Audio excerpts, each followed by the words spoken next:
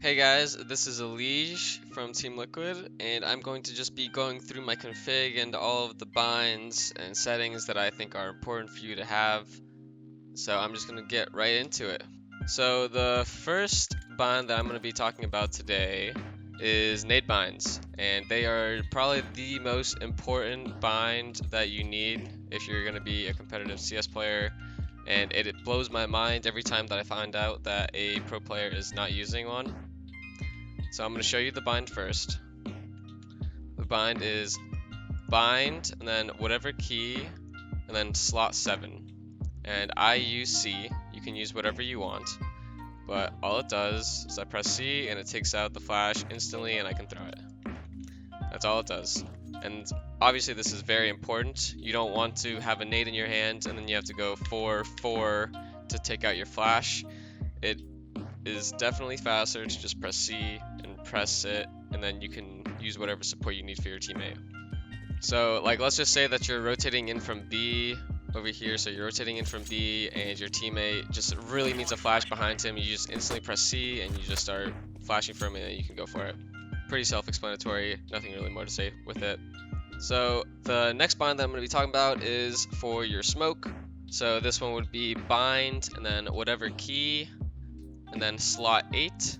Slot 8 is the smoke, and this is the same exact reason. It's all of these binds for your nades are just going to make everything a little bit more fluid for you. So when you're coming in, you don't have to worry about pressing 4-4-4 or sorry 4-4-4 when you start off and just going in. You have to smoke ramp really quickly, or you got to like smoke connector really quickly. Just press T, and I promise you, there's so many situations out there where speed is really important, and it can be the difference between a round or the position that someone's able to get by just a couple seconds, milliseconds. Everything matters. And for the last nade bind, we are just going to be doing the Molotov one, which is slot 10. I use J for my Molotov, and same stuff as all the other ones. Please make sure that you guys use nade binds. It is such a big help, and it only takes a couple days to really switch to it. I think it only took me maybe 3 or 4 days from not using nade binds to just getting completely used to it and just having it become muscle memory. Make sure that you guys use it. Okay, so the next bind I'm going to be talking about is just the player ping. So this is the new one bind. I use X, and it's just player_ping. All of these binds are going to be in the description for you to have afterwards, and these are the exact ones that I use. It's not super useful for like a ton of things, but it's like if I want one of my teammates to be holding like this specific angle, and maybe I'm rotating and I'm playing in a pug and he doesn't know like where to hold, I'll just be just hold right there. I'm gonna go hold rotate, or let's just say I'm holding some type of angle and I'm just telling him that I'll hold you right here, and he's gonna be playing in the cuppy. These aren't real setups, but I'm just trying to explain that whenever you're trying to quickly tell your teammate like where to go, it's a lot quicker to just ping it and he's not going to be confused. And I think that everyone should just start getting used to using it. Okay, the next bind I'm going to be talking about is just the jump bind. Most players have this one already, but this is obviously what I use. You need this for a lot of smokes. There are just so many smokes that you need to do a lot of different smokes. And it just makes you have to press only just one key, and you are just going to be getting that smoke off, and it's going to be perfect every single time. So self-explanatory. Okay, so the next one that so this is going to be a 2-in-1. I know that you can do this bind with just one key. I know that you can do a toggle bind, but I prefer it this way. So it's going to be just the left hand right hand view model swaps. So I use mouse 4 and mouse 5. So my mouse 4 is right hand 1 and my mouse 5 is right hand 0. So there are a lot of situations where I'm going to be holding an angle and I want to just be able to quickly swap my view model so I don't get confused and I can just see it out of my peripheral vision, and it just makes things a lot more seamless. This is a very like obvious example that I can think of right here, but there is a lot of situations where it does come up. It's very rare, but you'll be glad that you had the bind when you do need it. So I do recommend it. Okay, so the next bind that I'm going to be talking about is the radar bind, which a lot of pros have had for a long time.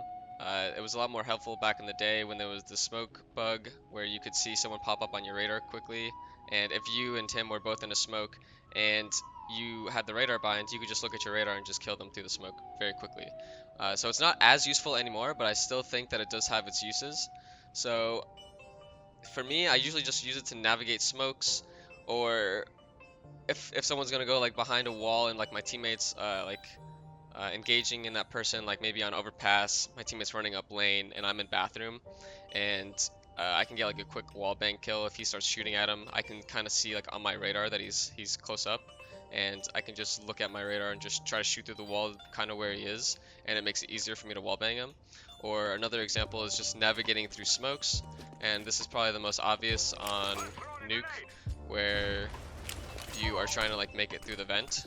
So on your radar, you can pretty easily see that there's a vent here, and whenever you want to be navigating through a smoke, let's just say that it's a lot closer, then you can just look at the radar and just fall straight down the vent. And obviously you're not going to be just walking down, but I'm just trying to demonstrate that it makes it a lot easier to navigate through smokes when you are using this bind. So the next bind that I'm going to be talking about is just the PRESETPOS command, which just alternates between classic and desktop view models. So you can see it's just moving my view model here, and this helps if you have one smoke that you know on one view model, or you have a teammate that comes to practice and he's showing you a bunch of nades, and he has it with just his view model here, and you use desktop and you like it. And this is just a very quick way to not have to change all of your nades. So for example, like I have this nade that's on classic to smoke bathrooms here, and I use a custom view model. So after using my bind, or after using the smoke, I just change the view model, and then I have another view model bind to just go to the view model that I like, and I didn't have to relearn my smoke. And you can do this on a lot of different maps, so I really recommend it.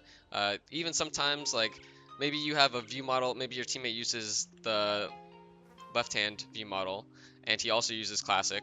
So then you swap to that, and then you do whatever the lineup is, and then you throw the nade, whatever. Then you go back to right hand, go back to desktop, whatever your custom view model bind is, and you're good.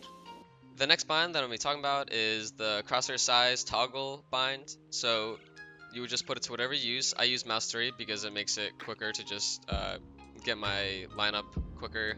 And 1.5, that's just my normal crosshair size. So whatever your crosshair size you use, you'd put it here, and then you just put this second one to 900 or 999, just maxing out your screen so it just looks like this.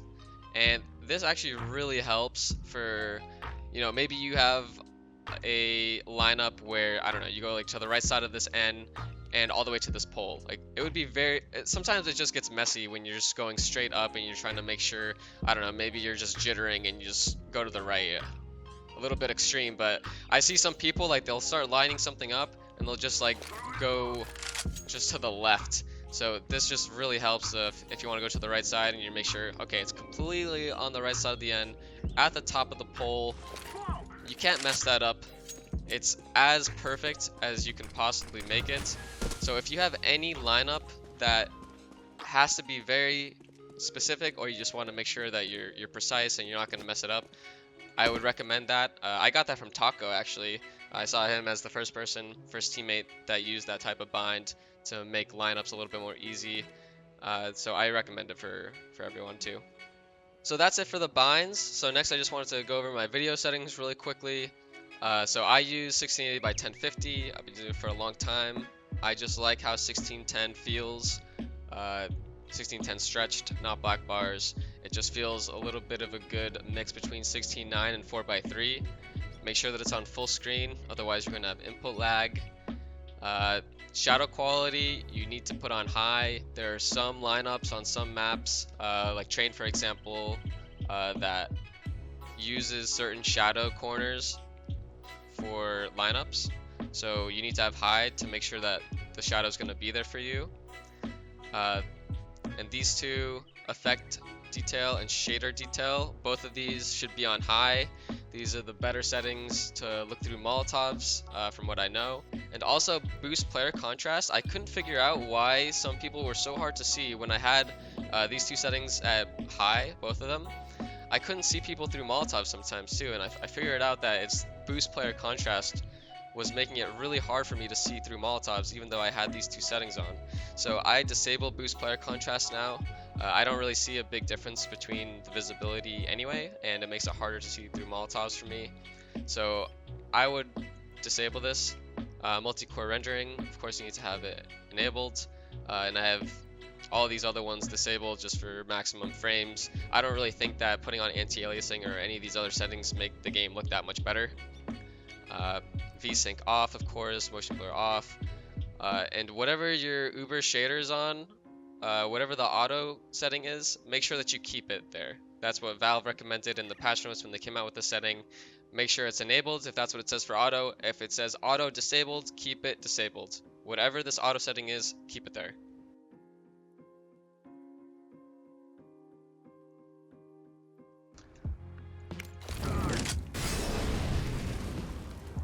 So as you can see with these settings, there's a lot of black smoke around the Molotov. It would be very difficult to see somebody behind this.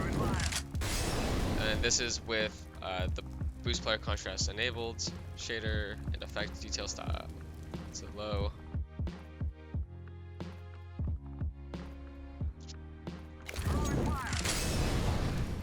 And these are with the settings that I showed. There's significantly less black smoke.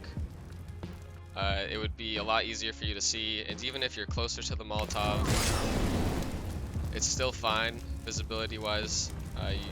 There is a little bit of black smoke because you're closer to it, but it mainly helps when you move further away from it. And you want to make sure that these fights are good for you. If you guys are both far away from the Molotov, you want to be able to not have a ton of black smoke just obscuring your vision. And you can see that I would definitely be able to see behind any of these engagements here. Last thing that I want to talk about is launch options real quick, since this is all about the settings that I use. Real quickly, we'll go through it, and it's just -novid. This takes off the opening video in CSGO when you load it up, just so it doesn't take so long. -tickrate 128. Make sure that this is on, so for any local server that you're playing on, which would be maybe aimbots, CSGO Hub Prac, Recoil Master, any YPrac map. If you're hosting it locally, then you want to make sure that it's on the right tick rate, especially if you're practicing nades in your own server.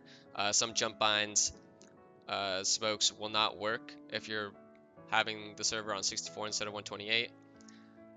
Plus FPS max 999.